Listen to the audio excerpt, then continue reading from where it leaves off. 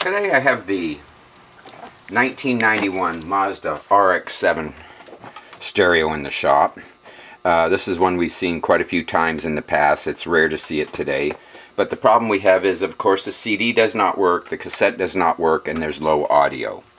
In many cases, there are not parts available to take care of all these problems any longer. However, the low audio is one that can get your audio up and working if you're keeping the car stock. So we're going to start with our Phillips screwdriver. There's usually a little metal plate that fits over the two antenna jacks here, and it notches into this side and screws down. This needs to be removed. We're going to take our small flathead screwdriver and pry these little tabs up that are securing the antenna cables, lift these up and remove it. Now we got the plastic pieces that stay on here that protect the antenna cables, so we're going to keep them on there and push them back down so they stay in place. We're going to take our Phillips screwdriver and remove all the screws that secure the brackets to both sides of the stereo. See our website for other do-it-yourself repairs, along with removal help and so on.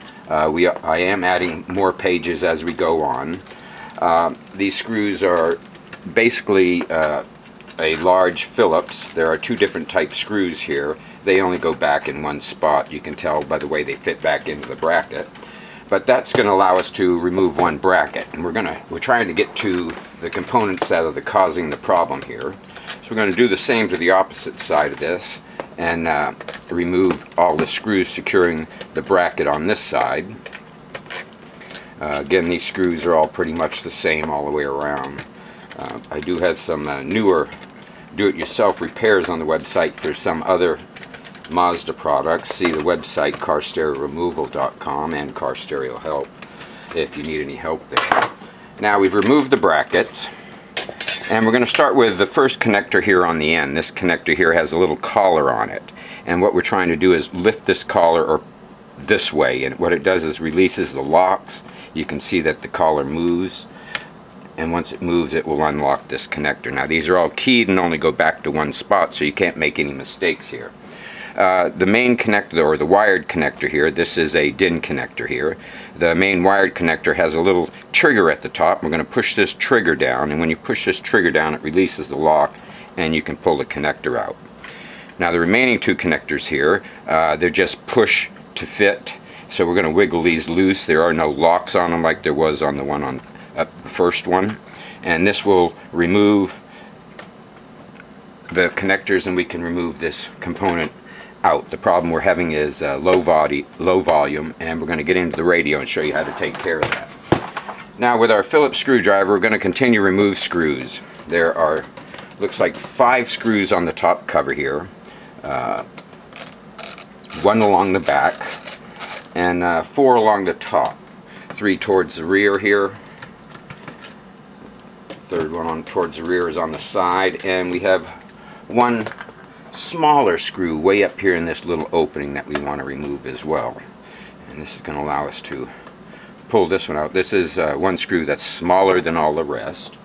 Now that we've removed all the screws, we're going to pry the back edge of this cover up slightly to remove the cover itself, and sometimes it can be a little, there we go, and this will remove the cover.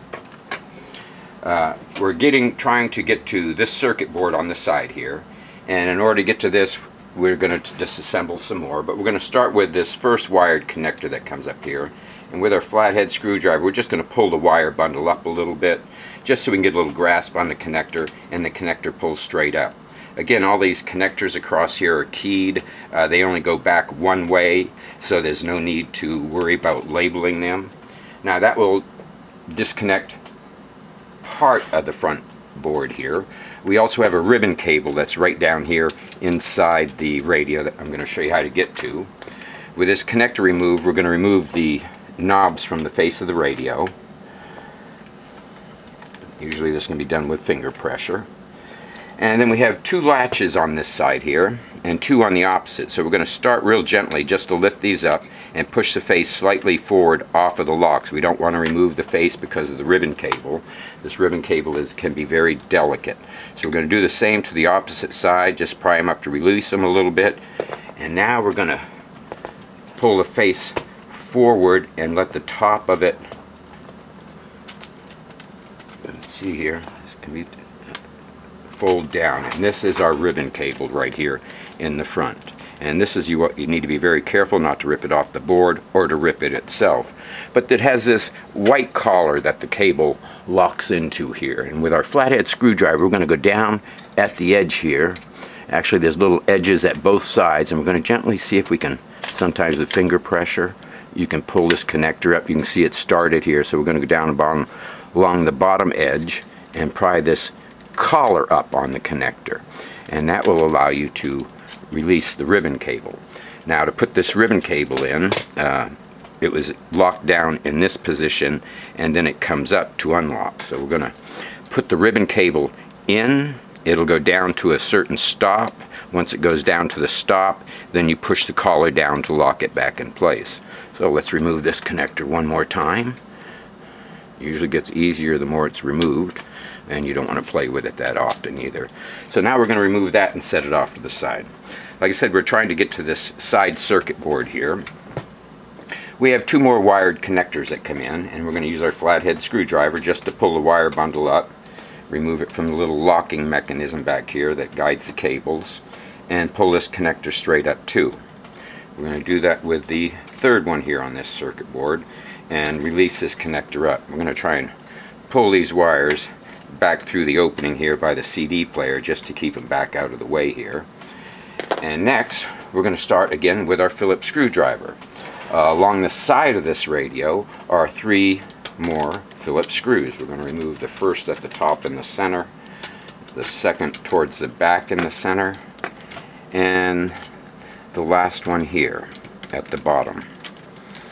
Now with these removed, we're going to move around to the back. What we have is usually these connectors do not release when we're going to pull this board straight up and out for access, but sometimes it doesn't clear the opening in the cases.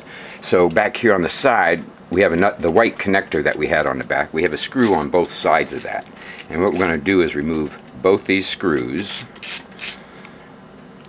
on each side of the white connector here. Again, if you need other help on our website, see carstereohelp.com or Car Stereo Removal.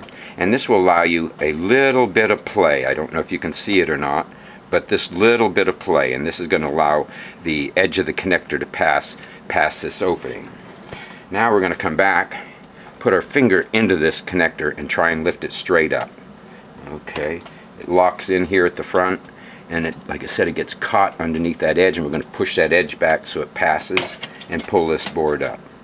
Now this releases the board that controls the audio. We've made a board layout of the problems that we've experienced with this. It is color coded. I will put a picture of it in here. But what we're looking at specifically are several components along this circuit board that deal with the audio, and we have four small components here. These four are two different values. We have 100 microfarad, two more towards the front on this control and two more here, and in many cases we've seen these bad. When replacing these components, be sure to watch for the polarity. Again, I'll put the drawing up so you can see polarity markings and so on if you don't take that. And there are 9 different components, 5 different values, and just check the values when removing, make sure they're the same as the legend that I put together. We're going to replace these components and put the radio back together. Now, part of the difficulty of putting this back together is getting this board, because of all the raised edges on it, back down into the radio. So I have found putting the plastic piece on and coming down and making sure it gets past the cables.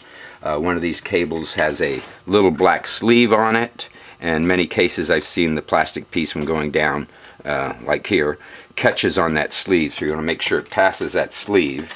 Once this goes back down in, it will line up with a connector here at the bottom that goes way down into the circuit board down there at the bottom. And once these line up, you'll be able to put the circuit board right in, right past the plastic. Okay, be careful and try and make it all go down evenly, because I find you go one way fast and the other, then it doesn't match up. Now we've got it almost into place. You can feel it click down into the connector. It snaps in here. We're going to put it back together. Hope this video has been helpful. See our website for other do-it-yourself repairs and removals, Thank you for watching. Please subscribe and thumbs up.